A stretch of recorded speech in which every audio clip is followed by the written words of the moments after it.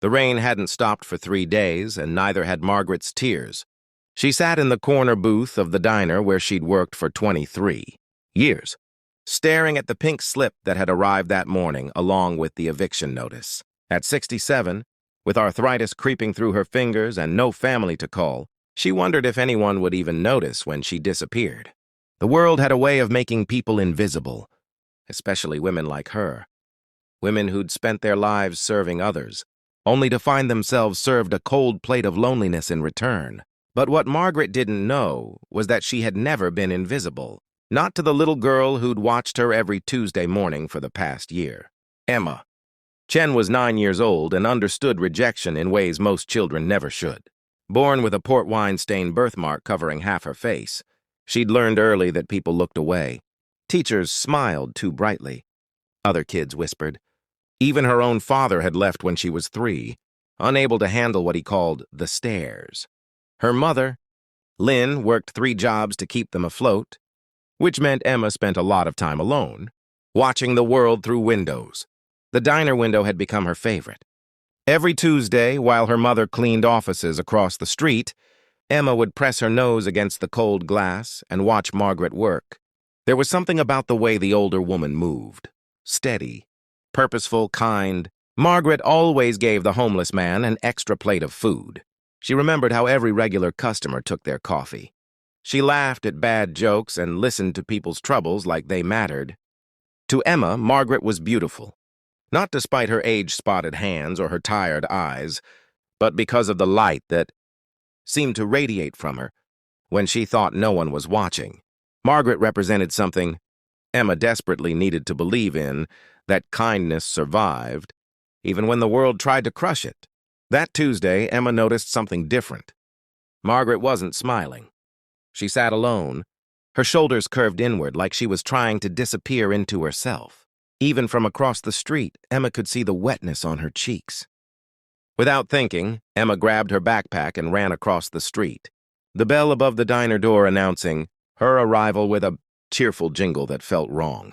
For the moment, Margaret looked up, quickly wiping her eyes, forcing that practiced smile that service workers perfect over decades.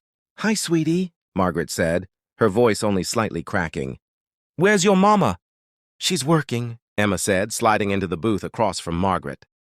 "Why are you sad?" Adults always lied to children about their pain.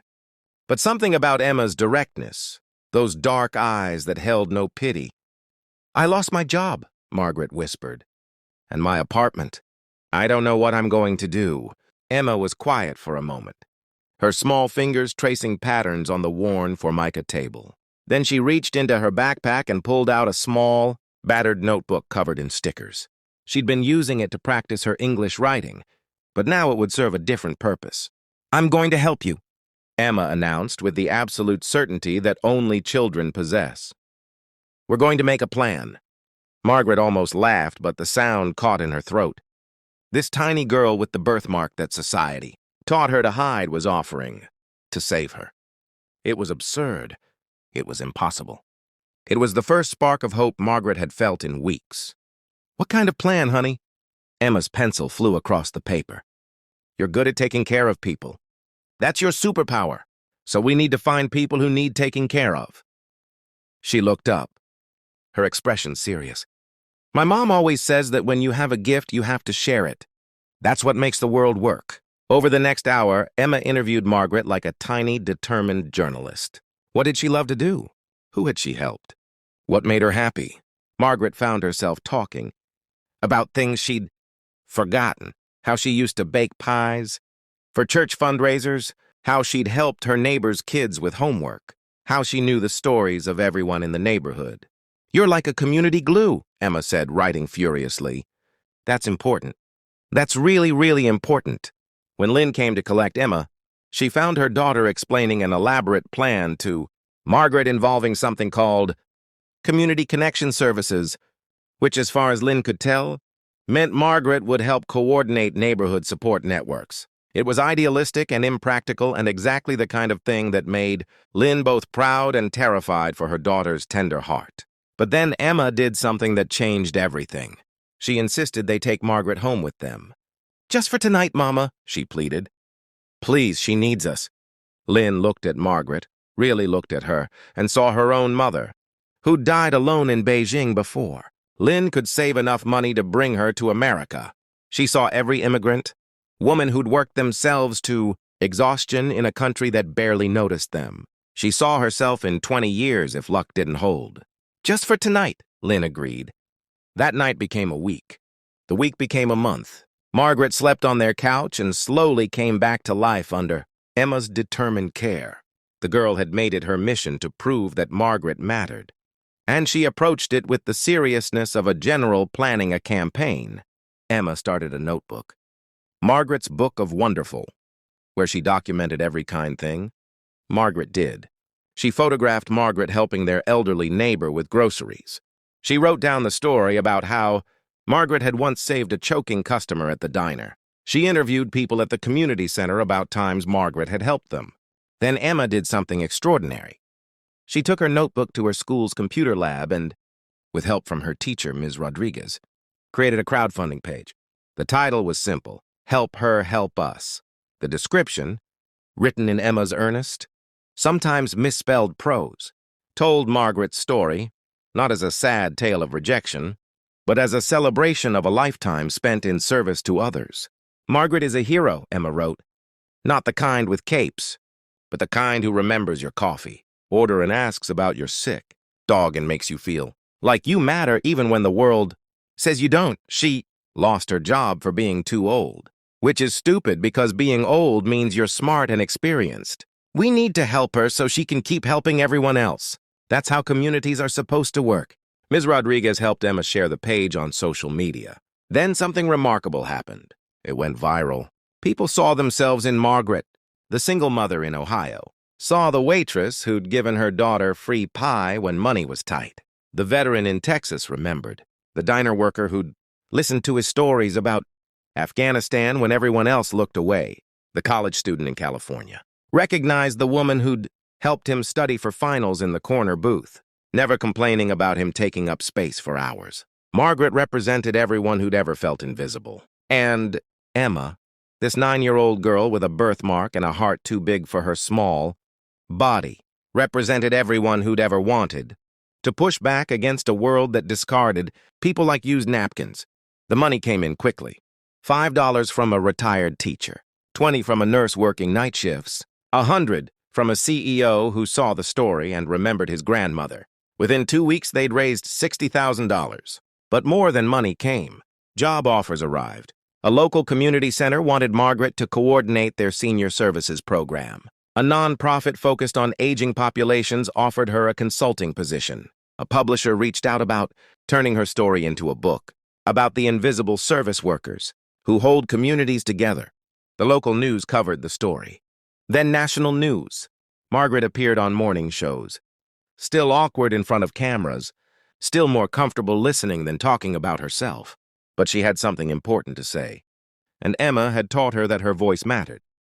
"This isn't really about me," Margaret told the interviewer, her arthritic hands folded in her lap. "It's about the thousands of women like me who work their whole lives taking care of others and then get thrown away. It's about how we treat people when they can't serve us anymore. But more than that, it's about this little girl who saw me when I thought I was invisible." Margaret turned to look at Emma, who sat in the audience with her mother, both of them crying. "She taught me that one person really can change the world. Not by doing something big and flashy, but by paying attention, by caring, by refusing to accept that anyone is disposable." In the end, Margaret bought a small house. Nothing fancy, just enough for her and room for guests.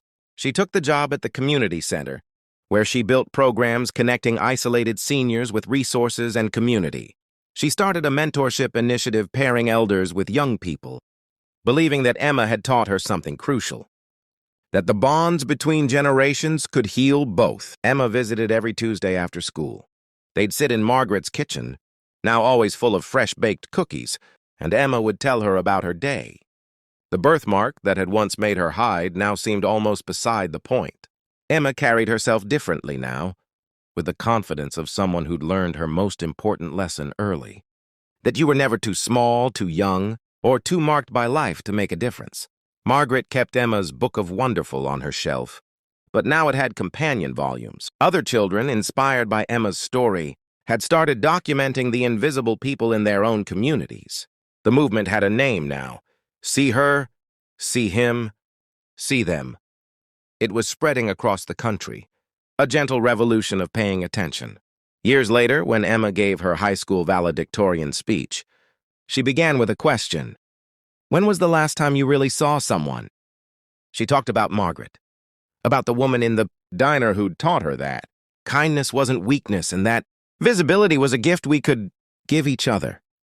Margaret sat in the front row, tears streaming down her face, thinking about how close she'd come to disappearing completely, how a little girl's refusal to look away had saved her life, how the smallest act of compassion could ripple outward in ways you could never predict. After the ceremony, as families celebrated and cameras flashed, Margaret and Emma stood together in the parking lot, watching the sun set over the town that had become their shared home. Emma, now 17 and headed to college on a full scholarship to study social work, leaned her head against Margaret's shoulder. "I'm proud of you," Margaret said softly. "I learned from the best," Emma replied. "We learned from each other." And they had. Margaret had taught Emma about resilience, about the dignity in service, about growing old with grace. Emma had taught Margaret about being seen, about the power of one voice, about why it was worth getting up every morning even when the world tried to push you down. In the end, their story wasn't really about saving or being saved. It was about recognition, about two people who society had taught to be invisible, one because she was old, one because she was young and different, finding each other at exactly the right moment. It was about the revolutionary act of paying attention in a world designed to make us look away. The rain had finally stopped, and neither of them was invisible anymore.